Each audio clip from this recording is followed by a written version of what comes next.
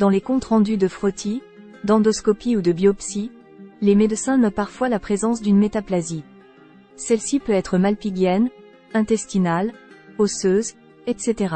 Faut-il s'en inquiéter? Pas forcément. Certaines métaplasies sont normales, d'autres peuvent évoluer en cancer avec les années, et nécessitent donc une surveillance régulière.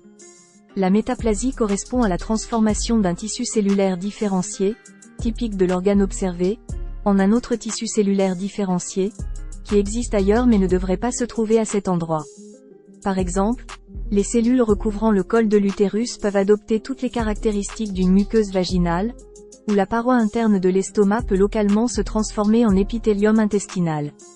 Il s'agit d'un mécanisme de défense naturelle des tissus face à une agression prolongée ou répétée, par une bactérie, un virus, une inflammation, etc. Parenthèse fermante. Normalement, le processus est réversible. Les tissus reprennent leur forme d'origine quand les conditions redeviennent favorables. Mais, parfois, ce n'est pas le cas, soit parce que la cause de l'agression est toujours là, soit parce que la métaplasie est trop installée. Celle-ci devient alors pathologique. Une surveillance régulière s'impose pour s'assurer qu'elle ne se transforme pas, avec le temps, en cancer. Ce ne sera pas forcément le cas, mais un bon suivi permet une prise en charge précoce et adaptée des lésions si elles surviennent. Tous les tissus du corps humain peuvent être concernés par une métaplasie, sauf les tissus nerveux ou musculaires. Les formes les plus fréquemment rencontrées sont la métaplasie malpighienne, la métaplasie intestinale et la métaplasie osseuse. La métaplasie malpighienne. Ce terme est employé quand un tissu ayant une fonction bien particulière se transforme en épithélium malpighien, c'est-à-dire en une paroi de revêtement, protectrice et résistante, comme on en trouve au niveau de la peau, du vagin ou de l'œsophage. Cette forme de métaplasie se rencontre notamment au niveau du col de l'utérus. Les parois de l'utérus et du vagin se trouvent dans le prolongement l'une de l'autre, et la zone de jonction entre les deux peut se déplacer légèrement au gré des variations hormonales. Une infection vaginale peut aussi être en cause. Il n'y a donc pas forcément de quoi s'inquiéter face à la présence de cellules en métaplasie malpighienne à l'entrée du col de l'utérus. C'est plus préoccupant si cette transformation concerne une zone plus étendue et est associée à la présence d'un papillomavirus humain, PVH, ou HPV en anglais. Ces virus sont en effet connus pour favoriser les cancers du col de l'utérus. Au niveau des bronches, l'exposition chronique à la fumée de tabac ou à d'autres émanations toxiques conduit la muqueuse bronchique à se transformer en épithélium malpighien, plus résistant.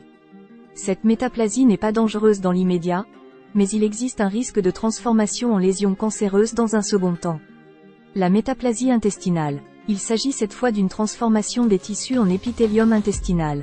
Cela peut survenir au niveau de l'estomac, en cas de gastrite chronique, surtout si la surproduction d'acide gastrique est liée à une infection par la bactérie Helicobacter pylori, H. pylori. La muqueuse de l'estomac réagit en adoptant la structure d'une paroi intestinale, plus résistante. Même si la bactérie est totalement éradiquée, cette métaplasie intestinale gastrique, MIG, peut persister et évoluer avec le temps en lésion cancéreuse. Au niveau de l'œsophage, en cas de reflux gastro-œsophagien pathologique, la muqueuse du bas de l'œsophage est exposée de façon chronique au pH acide du liquide gastrique. En réaction à l'inflammation provoquée, elle peut progressivement se transformer en muqueuse intestinale.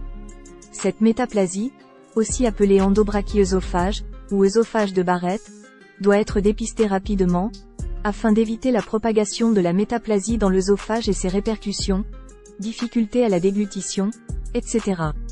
Parenthèse fermante. La situation ne dégénère en cancer que dans 0,33% des cas. La métaplasie osseuse, ou ostéoïde. Suite à une fausse couche, à une interruption volontaire de grossesse, IVG, ou à un accouchement, il peut rester du tissu embryonnaire dans l'utérus, qui peut continuer à s'y développer sous la forme de tissus osseux. Cette complication est rare, mais peut causer une infertilité secondaire, si elle n'est pas prise en charge. Elle est généralement diagnostiquée à temps, en recherchant la cause de saignements persistants. Les calcifications sont alors supprimées. Les causes des métaplasies sont diverses: infection par une bactérie ou un virus, tabac, respiration de produits carcinogènes, etc. Tout provoque une inflammation des tissus tels que ces derniers réagissent en se transformant en un autre tissu, mieux armé pour résister à l'agression. Les métaplasies anormales ne se manifestent par aucun symptôme spécifique. Soit elles sont asymptomatiques et se révèlent lors d'un dépistage organisé, un frottis, par exemple, soit elles sont associées à des pathologies symptomatiques qui, comme les gastrites chroniques ou le reflux gastro-œsophagien, amènent les médecins à prescrire une endoscopie, aussi appelée bronchoscopie, gastroscopie ou hystéroscopie selon l'organe à explorer, avec, si besoin, une biopsie. Le diagnostic ne peut être posé qu'en observant les tissus de près. Il n'existe pas à proprement parler de traitement contre la métaplasie. Si la situation ne se rétablit pas d'elle-même, ce n'est pas grave dans l'immédiat, mais il faut éviter qu'elle ne se propage ou dégénère. C'est pourquoi la cause doit être éradiquée. Un traitement antibiotique sera par exemple prescrit par le gastro-entérologue en cas d'infection de l'estomac par H. pylori, associé à une cure d'antiacides contre la gastrite.